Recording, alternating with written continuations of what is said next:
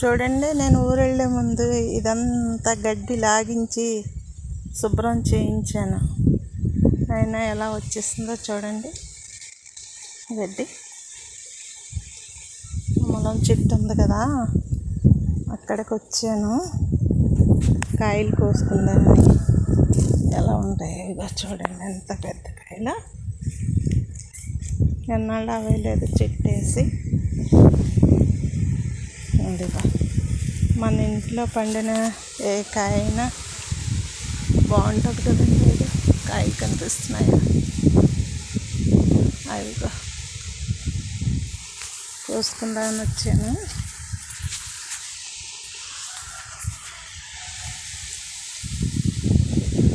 చెట్టు ఎంత చెట్టు చూడండి,